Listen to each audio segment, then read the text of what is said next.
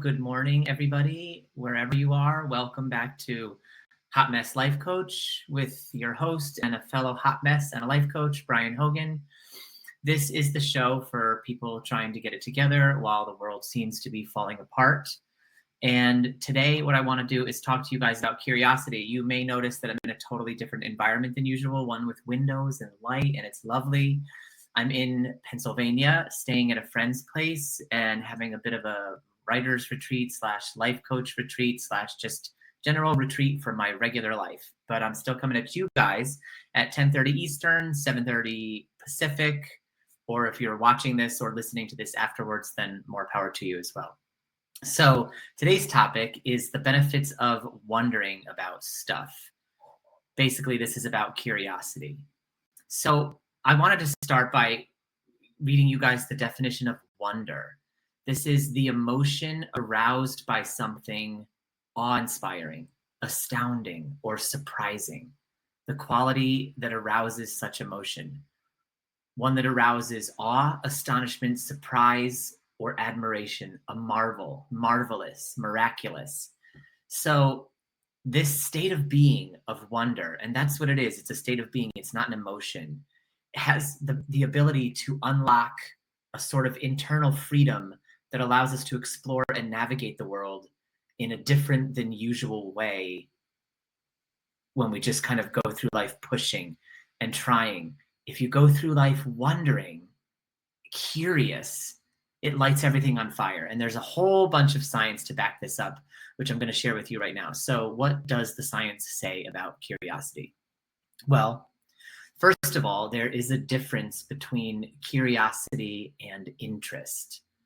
According to this meta-analytics study that appeared in the Journal of Learning and Instruction, published earlier this year, what the findings show is that curiosity is related to inquisitiveness, and interest was associated with feelings of enjoyment and happiness. And so that's great, except and it sounds like, okay, then interest is what we prefer because does being inquisitive really matter? What matters to us is enjoyment and happiness, right? I mean, that's what just matters to me. I want to enjoy my life. I want to be happy with my life. So I don't need to ask so many questions if interest is enough alone. But what's interesting about this study is that when curiosity was present, interest was sure to follow. So when mere interest alone was present, it did not necessarily lead to curiosity. So becoming curious is a way to learn, but it's also a way to ensure that learning is joyful and can even shift you into happiness. And as we'll see in a minute here, learning has all kinds of health benefits, emotional, physical, and cognitive. So being able to stay in a stance of learning, which is another way of saying a stance of curiosity or the state of being of wonder, has a like myriad benefits for our lives. And just the state of being interested won't always lead to curiosity. Interest on its own can fall off. It can be unsustained. It can just be caused by the mood that day or what you ate last night or an ad that you saw. Curiosity, on the other hand, comes from somewhere deep within and is sustainable and leads to interest, which means curiosity leads to enjoyment and happiness, but interest doesn't necessarily lead to curiosity and deeper learning. This study also suggests that curiosity is a trigger that can sustain interest over long periods of time and maximize learning. So it also suggested that negative emotions like confusion and frustration are natural parts of the learning process, and that the state of curiosity, the state of wonder, can take the edge off of those feelings, leading to sustained attention in the learning environment. So curiosity also has the power to make confusion a little lighter, to make frustration shift into a little bit of a more playful thing. According to another study that was published in June in the Journal of Brain Sciences, this study looked at curiosity and memory. And it defines curiosity as the recognition, pursuit, and desire to explore novel, uncertain, complex, and ambiguous events, which initiates and facilitates learning. In addition, being curious and knowledge-seeking has been associated with a number of positive outcomes, including better physical, psychological, cognitive, and social well-being. This meta-analysis also showed some significant correlations between curiosity and maintaining cognitive function, and well-being and physical health, even in older adults. So they constructed this trivia game, and the experimenters rigged up for older and younger adults, and they were both given this set of trivia questions that had, previous to this experiment, the trivia questions had been rated to encapsulate a high level of curiosity. So the trivia questions are designed to prime people to become curious, to pique their curiosity. And then in that state of curiosity, they were shown random faces and asked to recall the random faces at the end. So what this study found was that when people became curious via the trivia questions, they had better recall of the faces they were shown. These are faces of strangers, some happy, some sad, some neutral faces. And what's really meaningful and exciting about this study, that staggering finding, is that adults, even with declining memories, once their curiosity was piqued, they were able to perform the trivia game at the same level as the younger adults in the study. So curiosity strengthened the memory of people with a declining memory. So being curious can help keep you smart, happy, healthy, and even youthful. That's what the science is telling us. The science is telling us this. So it's just really exciting. Curiosity is something that we all have control over. We can all cultivate this sense of curiosity, and that sense of curiosity has so many benefits for us. In a 2018 article in Cognition and Emotion, researchers discovered a link between the ability to differentiate between emotions and embracing curiosity. So in this context, curiosity was defined a little bit differently. And here's the thing with scientific studies and meta-analysis and this type of inquiry that's highly subjective, is that everyone's going to define their terms a little bit differently. But this just gives us a broader perspective and a broader ability to see benefits of curiosity from many angles. So it's not about one thing proving or disproving the other. It's about adding more and more data to this idea that curiosity is powerful, even magical. So in this context, curiosity was defined as the tendency and motivation to engage with and enjoy uncertainty and unpredictability. And if you remember from, I think it was episode 2 of Hot Mess Life Coach, we talked about the problems with certainty and how it can make you rigid and inflexible, and that causes all kinds of psychological woes like anxiety and depression. And that the more adaptable, the more flexible, the more you embrace uncertainty, actually the happier and more easily able you are to navigate life. So again, here we're seeing how curiosity plays right into that. Your ability to be curious helps you to differentiate emotional states. And what they discovered was that this would be useful in terms of essentially meaning that people who cultivate curiosity have a greater ability for self-insight at a greater depth.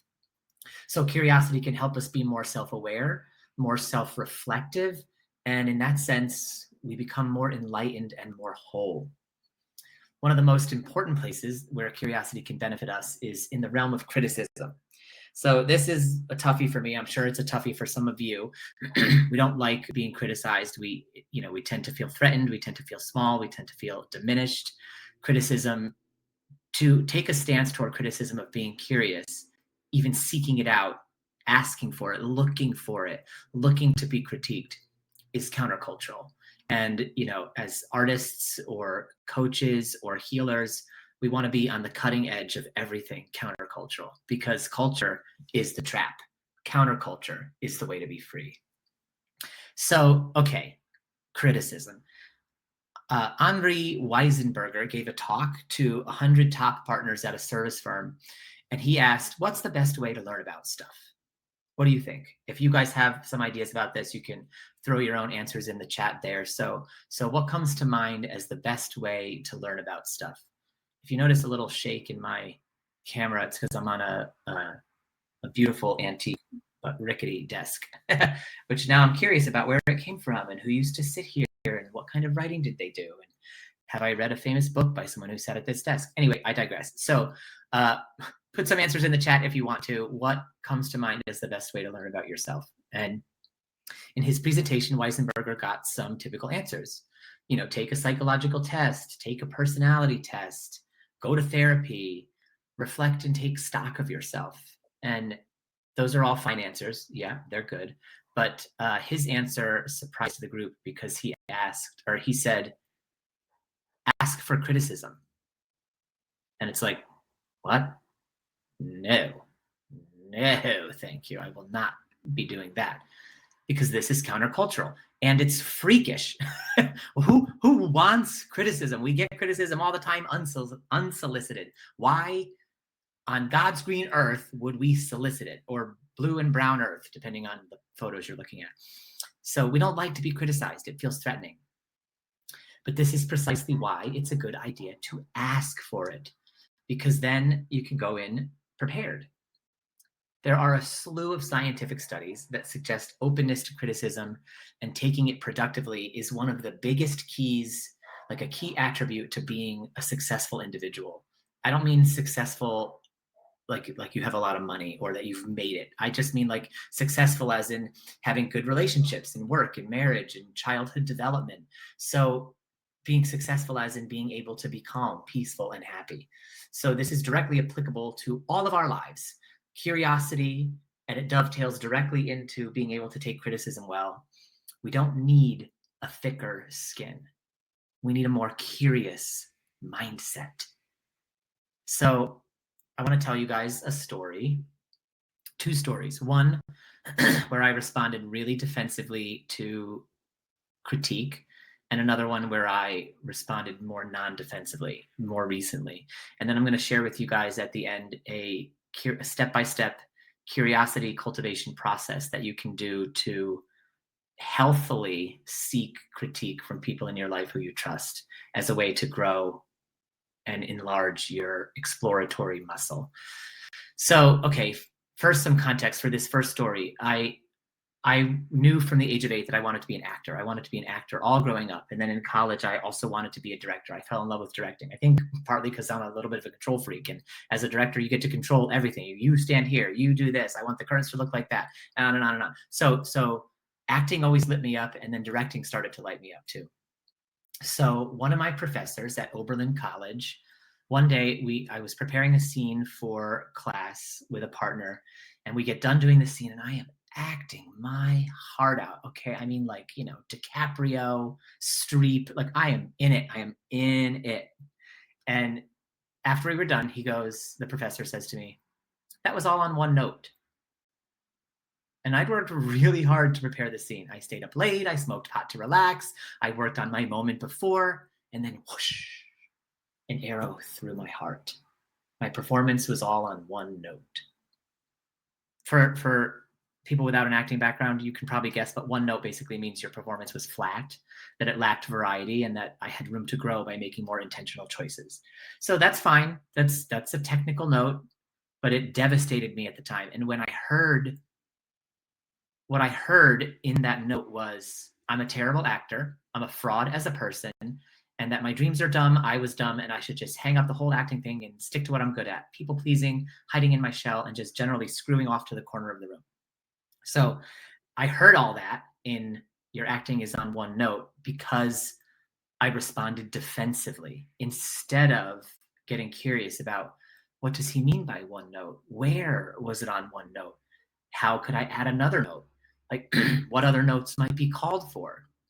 So because I didn't have the curiosity mindset, the strength in my curiosity muscle, I responded the way generally human beings respond to critique. I got defensive and I wanted him to die. And he hasn't. He's alive and kicking and wonderful, and I look at the whole thing differently now. But of course, the professor didn't actually say any of those negative things. That was all mind trash on my part. His note was a technical note. And if I had the ability to become curious about his feedback, it could have even been a helpful note, possibly a transformative note. I would have stayed after class to ask him for more details. I would have sought extra help to work doggedly with wonder on my craft. That was my biggest dream at the time. But instead, I was wounded, and I got defensive. I got angry, and I decided I hated him. And he was the worst professor any student on the planet had ever had, period, in all of history. Looking back, that's not true. He was trying to help me improve. Despite his motives, because I can't know them for sure, It was an opportunity for me to seize and use to improve had I been curious. Okay, so now to be clear, I am not saying I did anything wrong. I'm not coming down on myself. Sometimes our wounding is so deep and so automatic that it triggers us. And like any faithful trauma response, it shows up on cue to activate our fight and flight reflex, to hijack our better nature, and cause us to overreact, whether that's internally or externally. Excuse me. So, in one sense, it was all I could do at the time, was to react that way. But if I'd known the benefits of curiosity and how to use the power of wonder to allow me to transform critique into a gift, it might have been able to interrupt that habitual pattern and bring a different energy to the situation. This is not me being down on myself. This is me sharing openly and honestly a cautionary tale from a defensive 20-something would-be actor of what happens when you react defensively automatically. So those of you listening, when you notice this pattern in yourself, you can make another choice. We have a choice between curiosity versus defensiveness. And that was a story about me responding defensively, which we all have done. And I've done a million times since then and a million times before then. And it's a lifelong process to work on this. But the more and more I strengthen the curiosity muscle, the more I'm able to take feedback, whether positive or negative, from the outside world and say, I wonder about this. I wonder how this can make me better, how this can make me stronger. What is the gift in this feedback for me? So, okay, one more story. This is a story where I reacted non-defensively. For the most part, I mean, my internal reactions maybe are even a little bit defensive here still, but I'm interrupting them moment by moment by moment and going back to being open, or remaining open, remaining curious. And so this non-defensive story is much more recent because I've grown a lot since then. I've hugged and cried and learned and grown, and I'm a better and stronger person. So I'm studying 2 martial arts right now. Taekwondo, which is Korean for the art of kicking and punching, which is an amazing stress reliever, by the way. I could probably imagine that acting teacher from back in the day and maybe even make stronger punches. No, I'm just kidding. He's an awesome guy. And that was just childhood version of me acting in a defensive place. So that's Taekwondo. And then there was also Hapkido, which I'm studying now too, which has its roots in Aikido, which is based in compassion, which is what attracted me to it. It's like using the energy of the attacker to subdue them. So you remain in a nonviolent place, rooted in compassion, and you're not attacking. You're using the energy of the attack to subdue the attacker. I studied Aikido for a while 7 years ago, and after I got my yellow belt, I kind of fell off. And so recently I took that up again, Hapkido version, and Taekwondo at the dojang near my house. And in every class, I am corrected. It's like literally Mr. Miyagi Karate Kid style, except Mr. Miyagi is not necessarily super gentle all the time. Some of the Mr. Miyagis in that class are, and some are not. We have a couple masters that we work under, and in every class I'm corrected, every single one, either verbally or physically. Sometimes I'm corrected 12 times in 2 minutes. Check your stance. Hold the stick closer. Your stance again. Your stance again. Pivot. Wider feet. No, the other hand. Low block. That's a high block. Side block. That's a low block. And on and on and on it goes. I'm not even sure there is a side block. I might have just made that one up because I'm still learning. So it can be a lot. And I find my skin getting hot sometimes because I want to learn the moves and master the skills. And that skin getting hot is my clue that I'm starting to get defensive. And this is the key to non-defensiveness, that I want to learn. I want to master the skills, and I am genuinely curious. So this genuine curiosity gives way to a non-defensive and non-reactive way of learning inside the dojang environment. Dojang is just what the training room is called for these martial arts. So I am poked, I am prodded. Sometimes the master uses his stick to move my stick instead of saying anything out loud, and I'm just there being like moved around. Sometimes the critique is totally nonverbal, but it gets intense. But because I am deeply curious about how the moves work, and because I have this certainty that the master is after my growth and not my destruction, I allow the criticism in without defensiveness, even though most of the time when people criticize us, it does feel like they're after our destruction. I don't want to say that's human nature, because I don't think it's human nature. I think it's culture. I think it's human culture that we are taught to react defensively.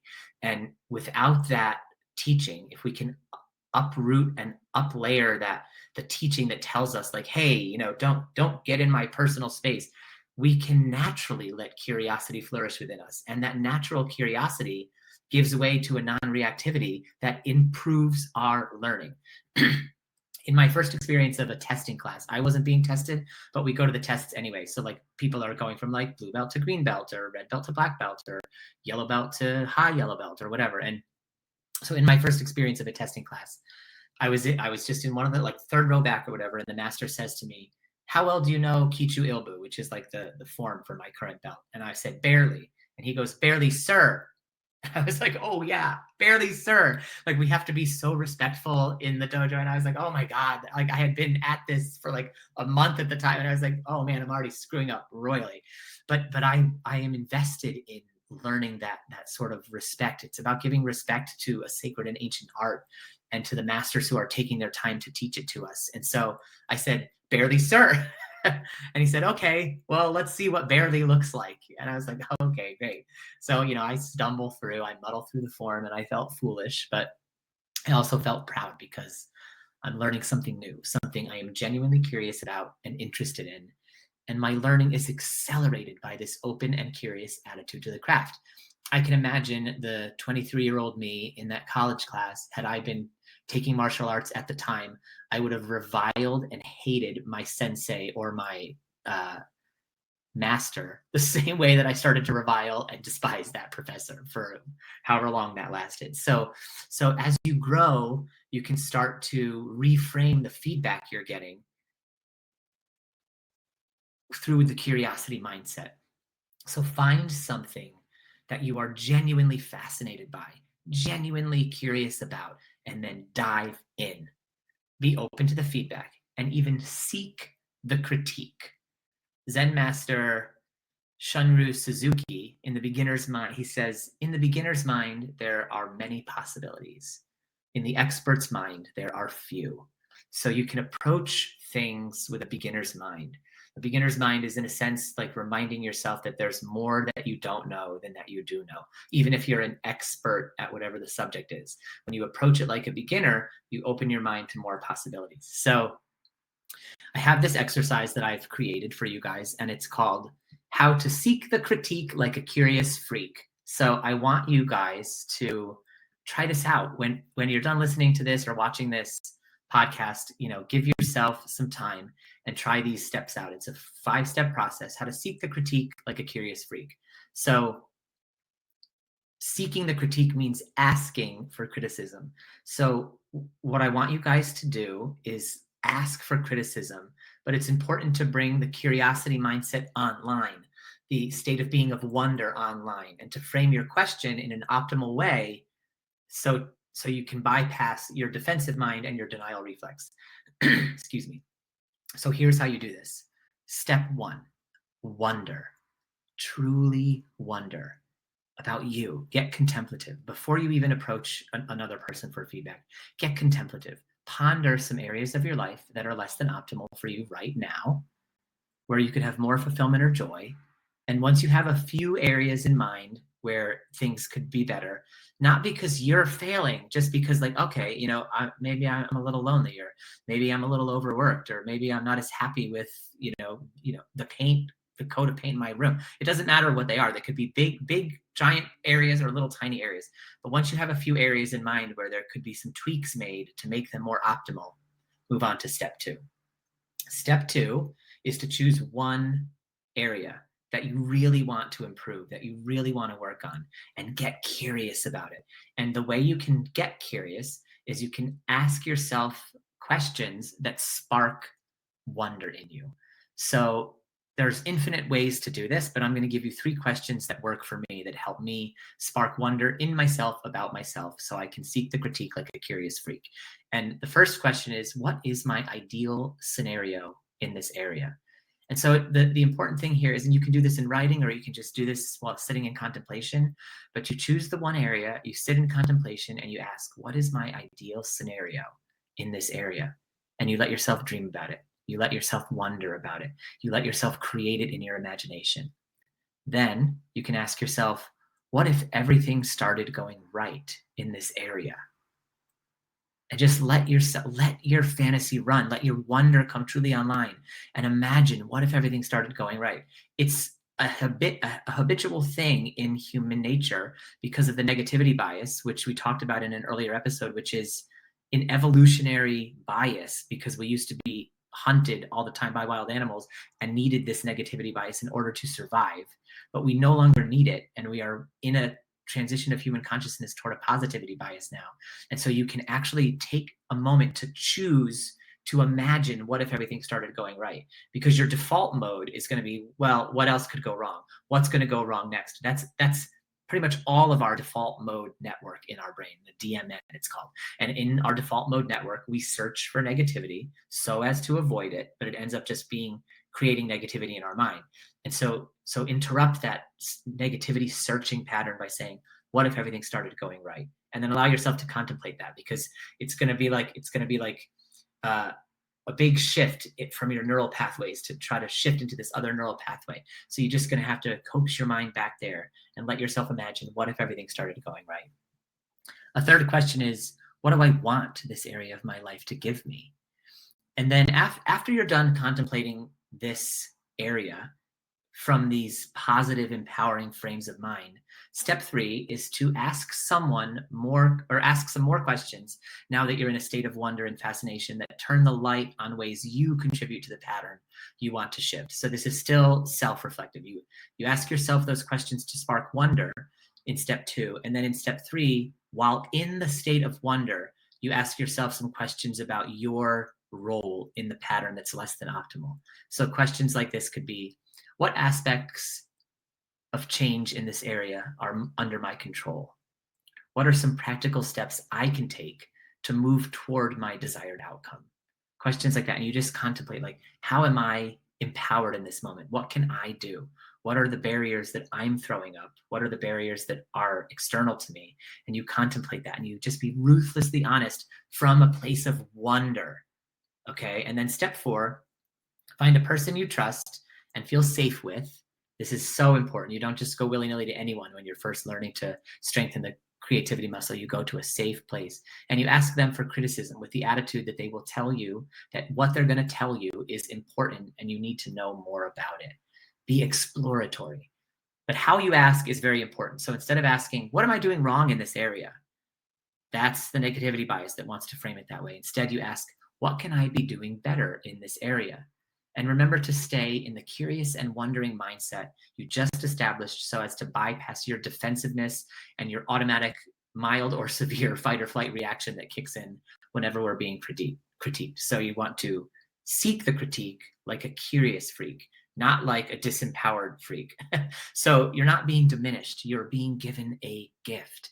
And for once, it is one you have asked for. So Albert Einstein said, I'm going to leave you with this. He said, I have no special talents. I am only passionately curious. So think about that. Think about one of the seminal geniuses of our time and how he himself realized he had no special talents. He was only passionately curious. And if you unlock your passionate curiosity, what kind of genius are you going to unleash in your own life? And could you then unleash into the world? So thank you so much, all of you, for being here today. Stay curious, get curious. And if you're watching this in the future or later, I thank you for tuning in eventually. If you're watching this now, I'm so grateful that you were here, and I thank you for being here. And if you know anyone who might benefit from what you heard here today, please feel free to share this video on your social media, share it in your story, tag someone in the post. And if you want to learn more about me and what I do, you can visit my website at thebrianhogan.com for more information or to apply for coaching. And in the meantime, I will see you all next Wednesday at 10:30 Eastern. Until then, be hot, be messy, and be blessed. I love you all. Thank you so much. Talk to you soon.